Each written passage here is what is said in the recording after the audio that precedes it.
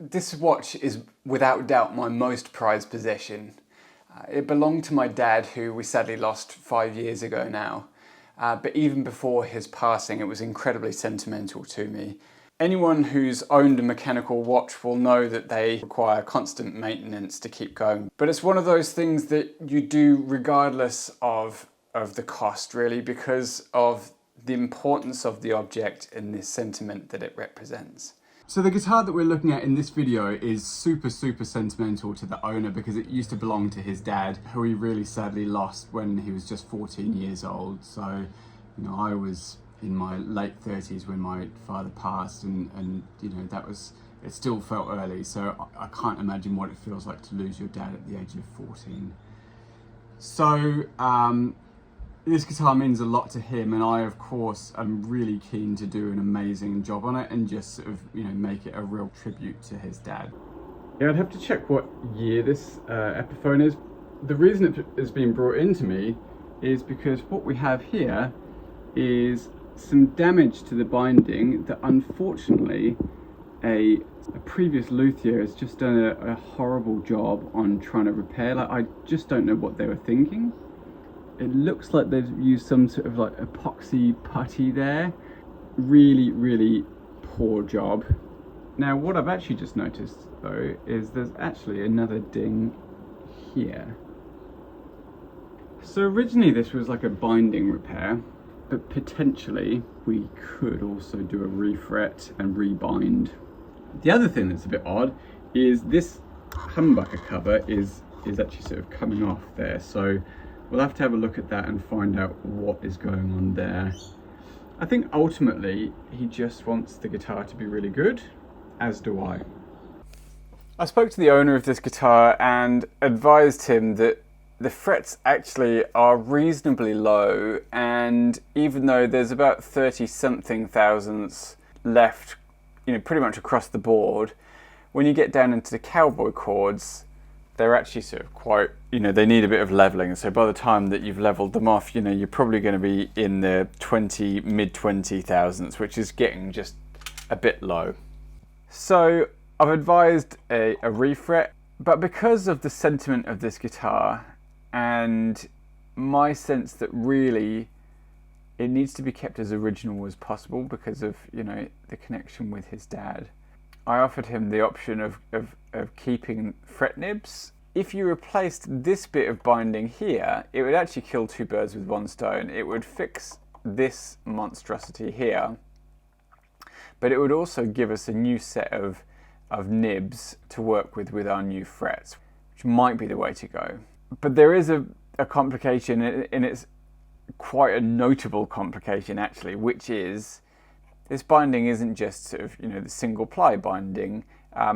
Not only have we got this sort of purfling of black, white on the top here, we've actually, underneath the main binding bit, also got a black and then white stripe, which is, you know, it's a lovely detail. But what it means is we would have to replicate that. And that's not to say that I can't or I won't, but it does add complication to this. And the first thing really that we've got to do is let's dig out all of this stuff that was kind of hacked in there by the previous con man. And I say con man because they charged $160 or $190 for this, which I think is absolutely outrageous. So let's dig that out.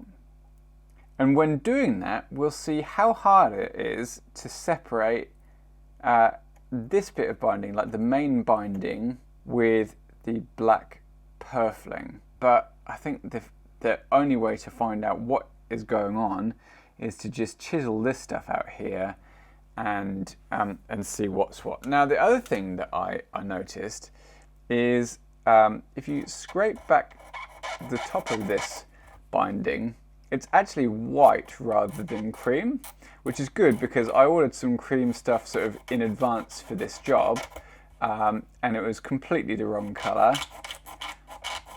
And actually what we need is, we'll go white and we'll just tint it. So this is the stuff I've got from StewMac. Okay, so we've got a nice sharp chisel here, and we'll just start at the top and just peel this stuff away.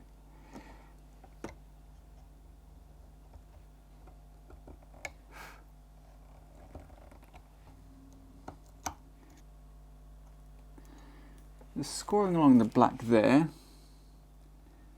and I'll score along this black here, and I'll see how easily these two things separate.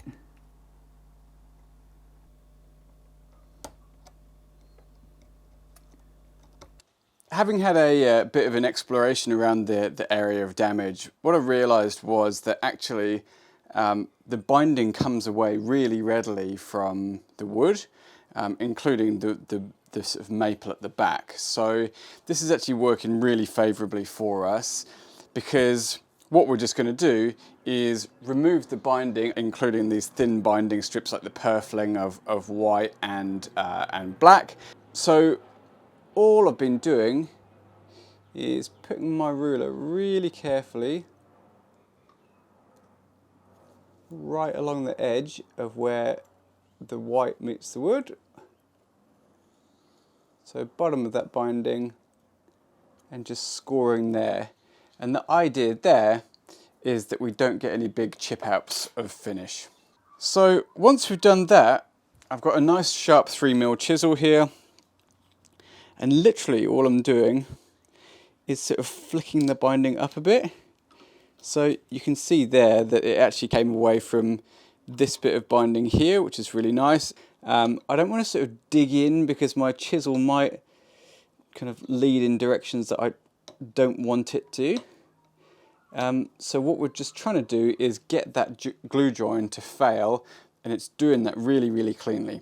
What I am trying to do, because we kind of want the holes, is not affect these holes here, because we can actually pull the side dots out relatively easily. There you go. So just get some pliers and pull upwards, and see that has been pulled out. So yeah, essentially we just do this whole process along both sides of the board, because even though there's no binding damage as far as I'm aware on the other side, we of course need to put new binding on there so that we've got our nice sort of edge for the nibs. And of course, you know, if there's any difference in the way that it looks, it'll at least be even on both sides.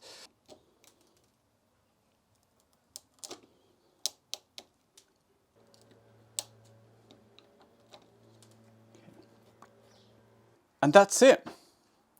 So after we've done that, the next job will be to whip these frets out.